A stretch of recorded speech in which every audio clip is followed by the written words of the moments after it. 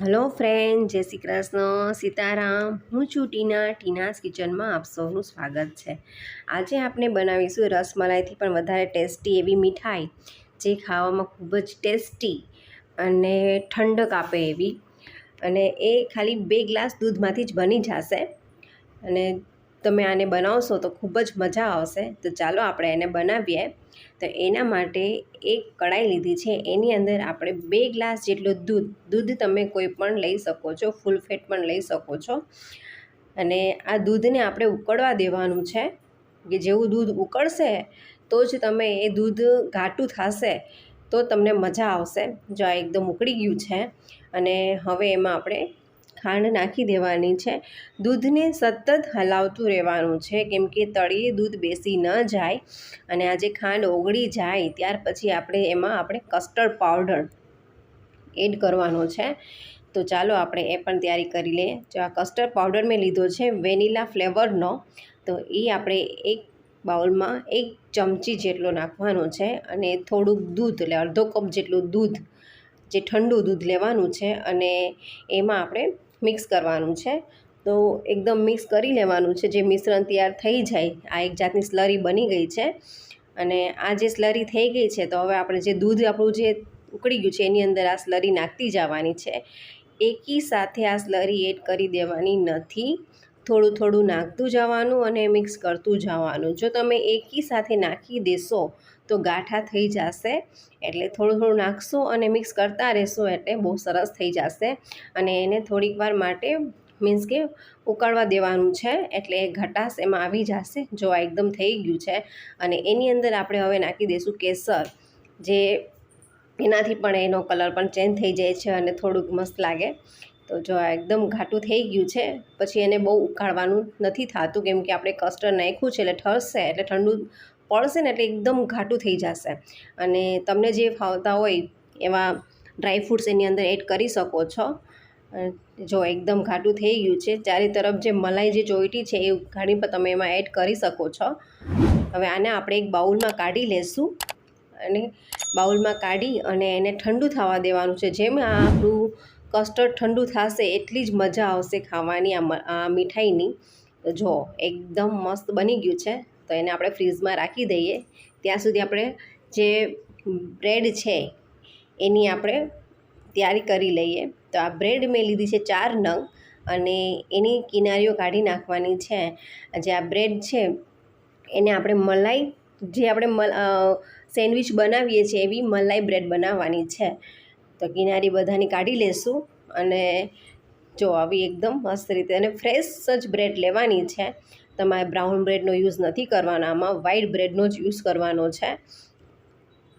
તો ત્યાર પછી આપણે આ જે બ્રેડની અંદર જે આપણે મલાઈ જે છે એ મેં અત્યારના જે દૂધ, આપણું ફ્રેશ દૂધ હોય એની જ મલાઈ લેવાની છે, નહીં કે વાસી મલાઈ નહીં. અને આ 2 ચમચી જેટલી મલાઈ લીધી છે. અને એમાં આપણે જે દળેલી ખાંડ એડ કરવાની છે 1 ચમચી જેટલી. અને એનું મિશ્રણ તૈયાર કરવાનું છે. જો એ મિશ્રણ તૈયાર થઈ જશે એટલે જે આમ બ્રેડની અંદર આને અપ્લાય કરશું ને, એટલે એ બ્રેડ તમે ખાશો ને તોય તમને મજા આવશે. જે એકદમ મિક્સ કરી લેવાનું છે. અને આ બે બ્રેડની અંદર અપ્લાય કરી દઈશું આપણે. તો જો આ 4 બ્રેડ આપણે લીધેલી છે, તો એને આવી રીતે આખી બ્રેડમાં વ્યવસ્થિત રીતે અપ્લાય કરવાનું છે. જે મિશ્રણને ક્યાંય પણ ન રહી જાય એવી જ રીતે જોઈ શકો છો તમે કેવી રીતે અપ્લાય કરું છું. હવે એકમાં થઈ ગયું, એવી જ રીતે બીજી બ્રેડમાં આપણે કરી દઈશું. અને આ બીજી બ્રેડ જે લીધી છે એ એના ઉપર કવર કરવા માટે. તો તમે જ્યારે આ બનાવશો મીઠાઈ તો તમને ખાવાની ખૂબ મજા આવશે. અને ઠંડી થઈ ગયા પછી તો બહુ જ મજા આવશે. નાના બાળકોને પણ ખૂબ જ ભાવશે, કે બાળકોને બ્રેડ ભાવતી હોય છે પણ દૂધ ઓછું ભાવતું હોય છે. તો તમે આ રીતે બનાવશો તો બાળકોને પણ મજા આવશે. અને આની અંદર તમે પણ ડ્રાયફ્રૂટ્સ એડ કરી શકો છો. જો એકમાં મેં નથી નાખ્યા ને એકમાં નાખ્યા છે, તો ડ્રાયફ્રૂટ્સ પણ તમે એડ કરી શકો છો. જે ડ્રાયફ્રૂટ્સ હોય તમારી પાસે, પિસ્તા કે એ બધું એડ કરી શકો છો. એકદમ થઈ ગયા છે. હવે આપણે આને જેવી રીતે આપણે જે સેન્ડવિચ કટ કરીએ છીએ એવી રીતે પણ તમે કટ કરી શકો છો, અથવા તો 6 પીસ કરી શકો છો. તો મેં એમાં બહુ મોટા પીસ થતા એટલે મેં 6 પીસ કર્યા છે. તમે 4 પીસ પણ કરી શકો છો.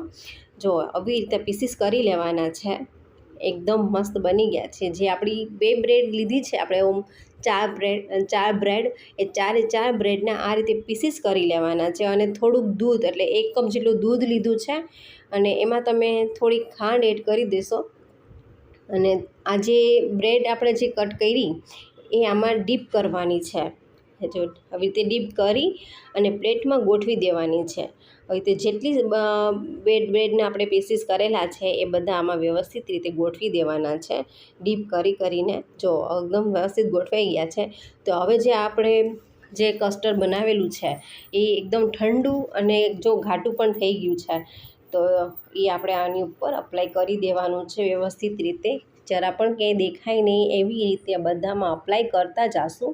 અને જ્યારે તમે આવી રીતે બનાવશો ત્યારે પણ તમને એમ થશે કે નહીં, આ બહુ મસ્ત બની હશે. ચાખશો તો ઓર મજા આવશે.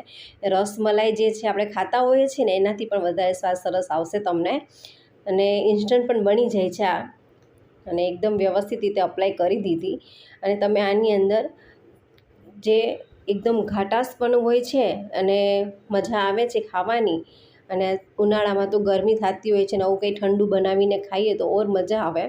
અને આના ઉપર જો મેં ડ્રાયફ્રૂટ્સ પાછા બીજા નાખી દીધા છે.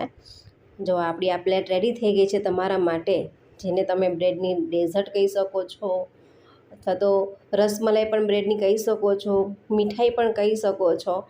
તો જો આપણી આ મીઠાઈ જે ખાવાની ઉનાળામાં મજા આવે અને એકદમ મસ્ત બની છે, અને ઠંડી ઠંડી કરીને ખાશો ને તો ઓર મજા આવશે. તો મારી આ રેસીપી ગમી હોય તો લાઈક કરજો, શેર કરજો, સબસ્ક્રાઈબ કરજો અને કોમેન્ટ કરવાનું ના ભૂલતા. અને તમે બનાવો તો મને જરૂર કોમેન્ટ કરજો. Thank you.